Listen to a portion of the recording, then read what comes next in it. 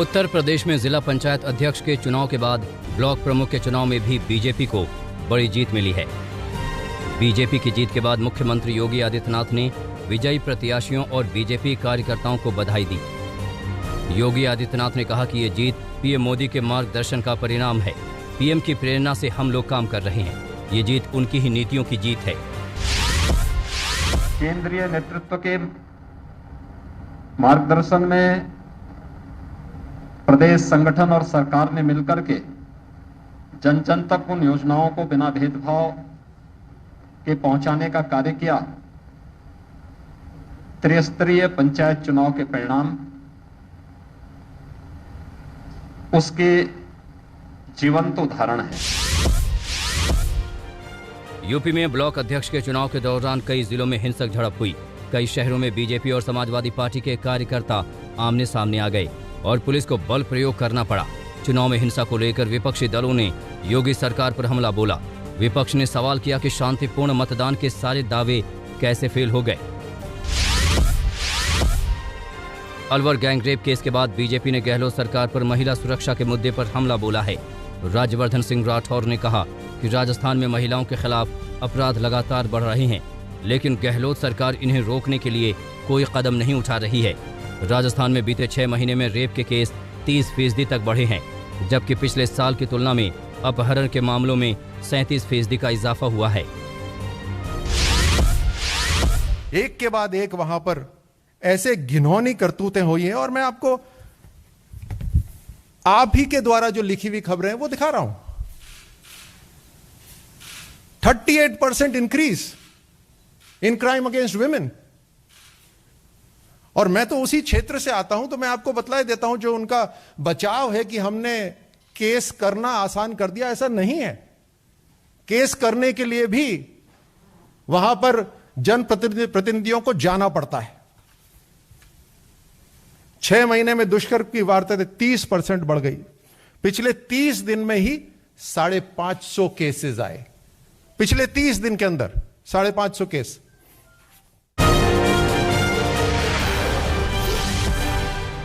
उत्तर प्रदेश की योगी सरकार ने जनसंख्या नियंत्रण कानून का ड्राफ्ट तैयार कर लिया है, जिसे आज लागू करने की तैयारी है। राज्य विधि आयोग के अध्यक्ष जस्टिस आदित्यनाथ मित्तल ने इसे तैयार किया है। ड्राफ्ट कानून में कहा गया है कि यूपी में भविष्य में जिनके 2 से ज्यादा बच्चे होंगे उन्हें सरकारी नौकरी नहीं मिलेगी। ऐसे लोग कभी चुनाव भी नहीं लड़ पाएंगे। उन्हें सरकारी योजनाओं का लाभ नहीं मिलेगा। आयोग ने ड्राफ्ट पर 19 जुलाई तक जनता से राय मांगी है। इससे पहले लव जिहाद कानून का ड्राफ्ट भी आदित्यनाथ मित्तल ने ही तैयार किया था। जनसंख्या नियंत्रण कानून को लेकर एक मसौदा तैयार किया है हमारे विधि आयोग ने, और वो जनता के बीच में हम लेकर गए हैं कि जनता उस पर अपनी राय देगी। प्रदेश की जनता से राय लेने के बाद जब वो मसौदा वापस आएगा आयोग के पास और आयोग हमारी सरकार को, आदरणीय योगी जी को सौंपेगा, उसके बाद हम लोग उस पर कानून बनाने के लिए जाएंगे, क्योंकि इसकी सख्त जरूरत है। क्योंकि जब आप देख रहे हैं कि जो योजनाएं हैं हमें मुख्य धारा से जोड़ना है, हमें संपन्न करना है उन परिवारों को जो पात्र हैं। असम में जनसंख्या कानून को लेकर काम चल रहा है। इस बीच सीएम हेमंत बिस्वा शर्मा का बड़ा बयान सामने आया है। उन्होंने कहा है कि स्वैच्छिक नसबंदी को लेकर भी अहम फैसले लिए जा सकते हैं, जिसका ऐलान आने वाले बजट में किया जा सकता है। जम्मू कश्मीर प्रशासन ने आतंकियों के मददगार सरकारी कर्मचारियों पर बड़ी कार्रवाई की। प्रशासन ने एक साथ 11 कर्मचारियों को बर्खास्त कर दिया। इनमें आतंकी संगठन हिजबुल मुजाहिदीन के संस्थापक सैयद सलाउद्दीन के 2 बेटे भी शामिल हैं। बर्खास्त कर्मचारियों में 4 अनंतनाग के, 3 बड़गाम के, 1 बारामूला, श्रीनगर, पुलवामा और कुपवाड़ा के हैं। इनमें 4 शिक्षा विभाग के, 2 police constable, agriculture, skill development, बिजली, स्किम्स और स्वास्थ्य विभाग के 1 कर्मचारी हैं। अधिकारियों के मुताबिक ये लोग आतंकियों को अंदरूनी जानकारियां दे रहे थे। कुंभ मेले के दौरान हुए फर्जी कोरोना टेस्टिंग को लेकर नया मामला सामने आया है, जहां फर्जीवाड़ा होने के कुछ सबूत मिले हैं। कुंभ मेले के दौरान जिन 1 लाख RT-PCR जांच में फर्जीवाड़ा होने के आरोप लग रहे हैं, उन नंबर्स को भी वेरीफाई किया जा रहा है और इसके लिए 8 लोगों की टीम एक नंबर पर फोन करके वेरीफाई कर रही है, जिनमें काफी हद तक फर्जीवाड़ा होने के सबूत सामने आ रहे हैं। केंद्रीय कृषि कानूनों के खिलाफ किसानों की नाराजगी बढ़ती जा रही है। हरियाणा के यमुनानगर में प्रस्तावित बीजेपी की बैठक के विरोध में किसानों ने हंगामा किया। बैठक में हरियाणा के परिवहन मंत्री मूलचंद शर्मा को आना था, लेकिन इससे पहले ही पुलिस और किसानों के बीच झड़प हो गई। गुस्साए किसानों ने ट्रैक्टर से बैरिकेड तोड़ दिए।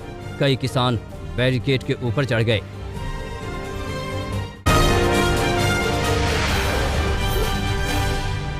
नशे की तस्करी करने वालों के खिलाफ दिल्ली पुलिस को बड़ी कामयाबी मिली है। दिल्ली पुलिस ने 350 किलो हेरोइन की खेप के साथ 4 आरोपियों को गिरफ्तार किया है। जब्त हेरोइन की कीमत 2500 करोड़ रुपए बताई जा रही है। 3 आरोपियों को पुलिस ने हरियाणा जबकि एक को दिल्ली से पकड़ा है। गिरफ्तार आरोपियों में एक शख्स अफगानिस्तान का भी रहने वाला है। पुलिस के मुताबिक इस ड्रग्स रैकेट के तार देश के कई राज्यों के साथ अफगानिस्तान और यूरोप तक फैले हैं। माना जा रहा है कि अंतर्राष्ट्रीय ड्रग्स सिंडिकेट का ये गिरोह और बड़े नेटवर्क का हिस्सा हो सकता है। बड़ी बात यह भी है कि इस गिरोह को पाकिस्तान से भी फंडिंग के सबूत मिले हैं। यूपी के मेरठ में 3 जून को हुई हॉस्पिटल के मालिक की हत्या के मामले में पुलिस ने सनसनीखेज खुलासा किया है। पुलिस के मुताबिक बेटे ने ही संपत्ति के लालच में अपने पिता की हत्या करवाई थी। पुलिस ने हत्याकांड का खुलासा करते हुए आरोपी बेटे, एक शूटर और एक अन्य शख्स को गिरफ्तार किया है। गिरफ्तार आरोपियों के पास से पुलिस ने पिस्टल भी बरामद की है। राजस्थान के सवाई माधोपुर में पुलिस ने 4 बदमाशों को अवैध हथियार के साथ गिरफ्तार किया है। पुलिस ने गिरफ्तार बदमाशों के पास से देसी पिस्टल और कारतूस बरामद किया है। पुलिस की कार्रवाई के दौरान 2 बदमाश मौके से फरार हो गए। गिरफ्तार बदमाशों से पूछताछ कर पुलिस फरार आरोपियों की तलाश में जुटी है। बिहार के कटिहार में अपनी बेटी के शव को नदी में फेंकने वाले शख्स को पुलिस ने गिरफ्तार कर लिया है। गिरफ्तार शख्स का कहना है कि उसने अपनी बेटी को तालाब में तैरने से मना किया था और इसी बात को लेकर उसकी पिटाई की थी, जिससे नाराज होकर उसकी बेटी ने फांसी लगाकर खुदकुशी कर ली थी। डर के चलते उसने बेटी के शव को नदी में फेंक दिया। हालांकि पुलिस पिता के बयान के बावजूद हत्या के एंगल से मामले की जांच कर रही है।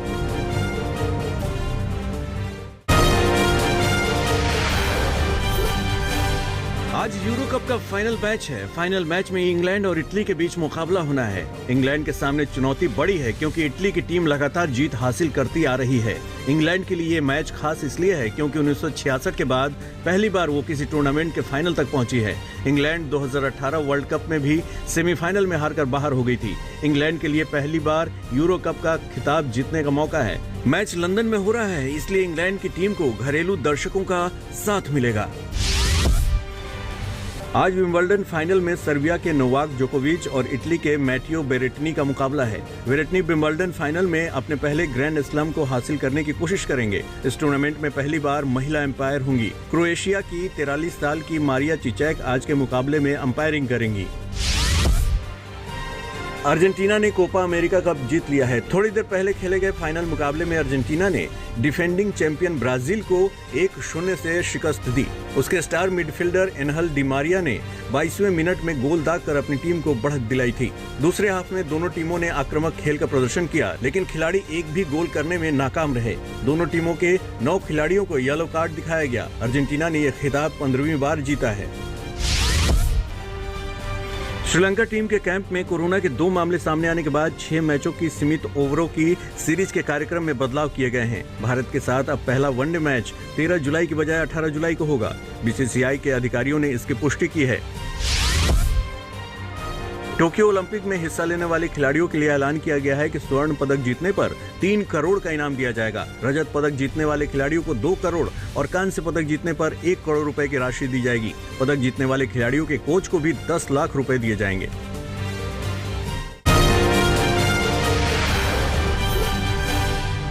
अमेरिकी राष्ट्रपति जो बाइडेन ने भारत में अपने राजदूत के लिए लॉस एंजलिस के मेयर एरिक गारसेटी को नामित किया है। लॉस एंजलिस में कोरोना पर काबू पाने के लिए वो जाने जाते हैं। इनके भारत में अमेरिकी राजदूत बनने पर दोनों देशों के संबंधों में सुधार की उम्मीद जताई जा रही है।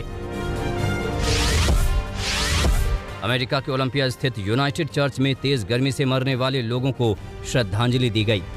ओलंपिया में इस बार रिकॉर्ड 110 डिग्री फ़ारेनहाइट तापमान की वजह से कम 40 लोगों की मौत हो गई।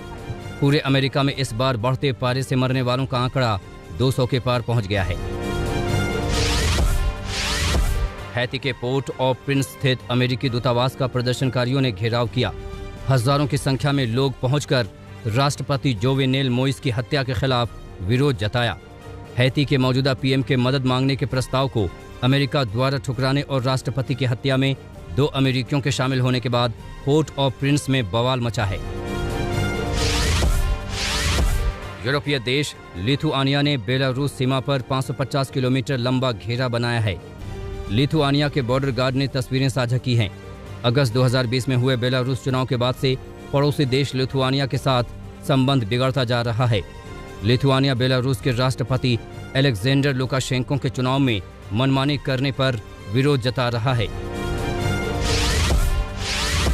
इंडोनेशिया में कोरोना की तीसरी लहर से पैदा हुआ ऑक्सीजन संकट। सरकार सिंगापुर और चीन समेत अन्य देशों से ऑक्सीजन आपूर्ति के लिए गुहार लगा रही है। सिंगापुर ने 1000 से अधिक ऑक्सीजन सिलेंडर इंडोनेशिया भेजा है। संकट की घड़ी में ऑस्ट्रेलिया ने भी 1000 वेंटिलेटर भेजे हैं।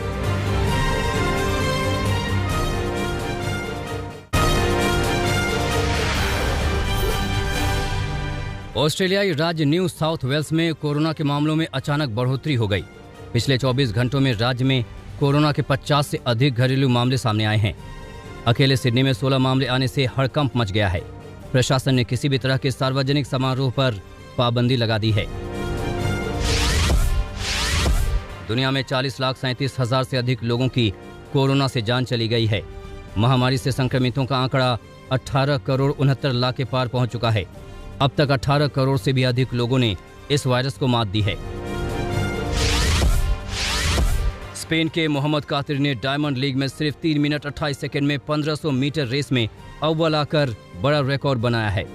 टोक्यो ओलंपिक में स्पेन की तरफ से मोहम्मद कातिर को दमदार दावेदार माना जा रहा है। ब्राजील के दिग्गज संगीतकार और 4 बार की ग्रैमी विजेता मारिसा मोंटे ने 10 साल बाद अपना सोलो एल्बम निकाला है। 53 साल की दिग्गज संगीतकार पॉप, रॉक, सांबा, जैज और फोक गानों के अब तक 16 से अधिक एल्बम लॉन्च कर चुकी हैं।